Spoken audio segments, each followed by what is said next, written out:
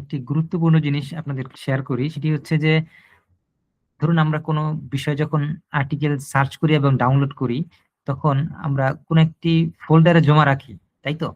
অর্থাৎ ধরুন আমরা এই আর্টিকেলটি সার্চ করতেছি, করে আর্টিকেলটি পেলাম, অথবা এই আর্টিকেলটি পেলাম, আমি এখন কি করব? এটি ডাউনলোড করব। ডাউনলোড করে আমার ড্রাইভে, হার্ড ডিস্কে এটা আমি সেভ করব।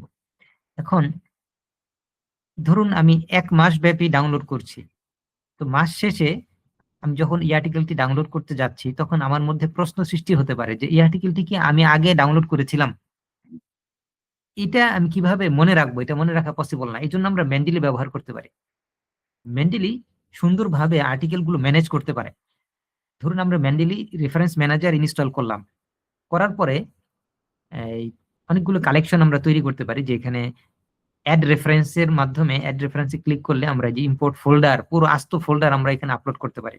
আচ্ছা, আপলোড করে আমরা আপলোড করার আগে একটি গ্রুপের নাম দিতে পারি, কালেকশনের নাম দিতে পারি। যেমন আমি দিলাম নন প্রফিট, একটা নাম দিলাম। নাম দিয়ে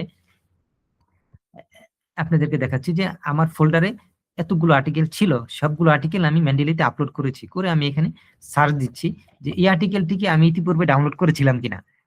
এখন দেখা যাচ্ছে যে এই আর্টিকেলটি ইতিপূর্বে ডাউনলোড করা হয়নি, বিধায় আমার লাইব্রেরিতে নেই। এখন আমি নিশ্চিত হলাম যে আর্টিকেলটি আমার এখানে নেই। তাহলে আমরা কয়েকটি জিনিস শিখলাম। একটি হচ্ছে যে মেন্ডেলির মাধ্যমে আমরা আর্টিকেল গুলোকে ফোল্ডার থেকে মেন্ডেলি সফটওয়্যারের মাধ্যমে আমরা চেক করতে পারি যে আমার কালেকশনে ইতিপূর্বে আর্টিকেলটি ছিল কিনা।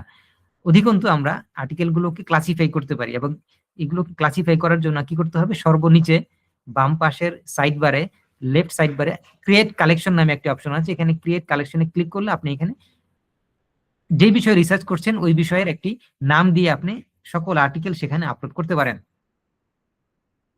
তো এই হচ্ছে সংক্ষেপে মেন্ডেলির মাধ্যমে আমরা কিভাবে যাচাই করব এবং ইয়ে করব, এবং হচ্ছে পিডিএফ গুলোকে আমরা একসাথে কাজ করতে পারি। আর অ্যাড রেফারেন্সের মাধ্যমে আপনি যদি পরবর্তীতে আরো কোনো আর্টিকেল ডাউনলোড করে থাকেন, তাহলে ইম্পোর্ট ফাইলসে ক্লিক করে অবশিষ্ট আর্টিকেল গুলোকে আপনি চিহ্নিত করে এখানে আপলোড করে ফেলতে পারবেন।